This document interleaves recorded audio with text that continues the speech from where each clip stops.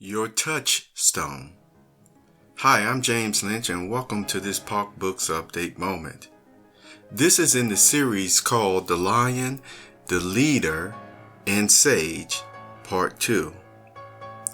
What is a touchstone? Why is it so important, especially back in the older days, where basically the touchstone was a piece of metal, or stone, if you will, if someone was to do business with you, of course you have the scales, but also if someone was to do business where the commerce or the currency that was going to be used was metal.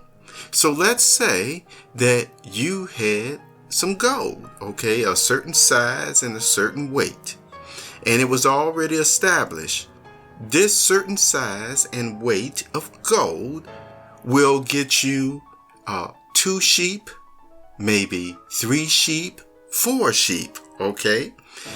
Now, how would you be able to prove that this little piece of metal of gold was pure, you see? Because anybody could have said back then, from the con men to other types of persons who had underlying or underhanded and nefarious reasons to make something look like it was pure gold so that they could get maybe, let's say, 4 sheep, but it wasn't, okay? How would you prove that? Well, back in the olden days, of course, you had men certified metal workers and even down to our day machinists where they would actually make sure they would make you something. Let's say a gold ring. You would have a pure gold ring that, you actually went and got it certified by the register or the metal worker or what have you, that with the certificate, you see, and your gold ring that you either wore on your finger or even around your neck, that when you went to do business, you took that along with your touchstone, which was this type of metal that it was a finely grained metal that, again, it had edges in it that you wouldn't be able to see, but they were high enough that if you took the gold of somebody and rubbed it across, then you could see the gold metal, okay, residual from it on the stone. What you would do then is actually take your gold ring, which is already certified and it is pure, and when you rub it beside that, you would end up seeing, okay, look how shiny, look how pure my gold ring is. Now, the other mark that you already rubbed on the touchstone, if it didn't look like your pure gold ring, what would that tell you? Hey, you got some impurities in this piece of metal or this coin that you just gave me. It is not pure gold. It is not worth my 4 sheep that I'm going to share with you.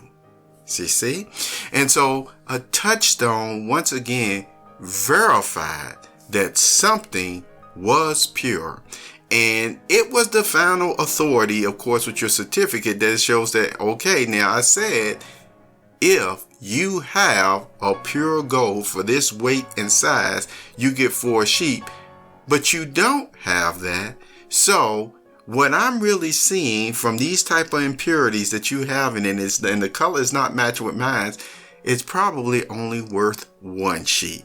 Do you want to make a deal that way? All right. Or because you found out that the person is a criminal or thief altogether, then not to do business with that person at all because they were not, upfront with you as far as the purity of their gold.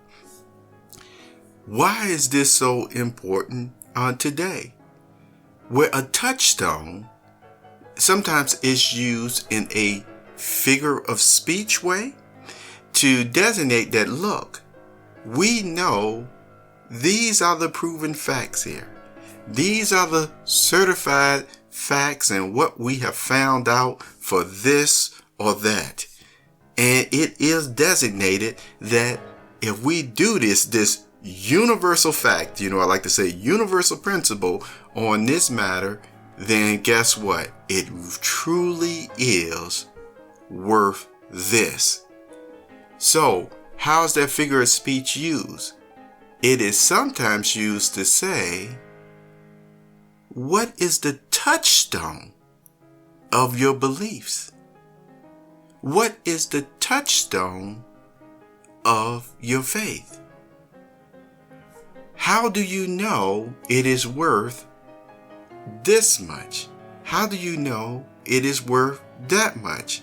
How do you know that when a person says, okay, if you do this, then this is actually telling me, yes, I'm going to have spiritual abundance or bountiful abundance for this or that?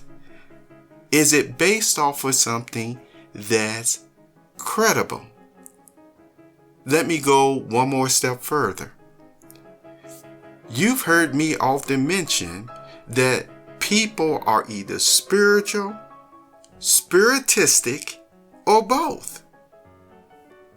By examining, getting yourself a spiritual touchstone, you will be able to tell the difference. Okay, is my BS or belief system on a good way? Because normally when it says BS, sometimes when it's not pure, then the BS means something else. But when it's something that's really based off of the universal principle, the grand creator himself, guess what? It is then not in a derogatory BS, but it is a certified, faithful belief system that will get you those 4 fine sheep, and you won't be considered a criminal at all. Thank you for being here for this part 2 of the Lion, Leader, and Sage, and in this Pocketbooks Update moment. And I look forward to having further discussions with you. And thank you again for sharing, for subscribing on SoundCloud now, and Spotify, iHeartRadio, etc. You have a wonderful, wonderful day.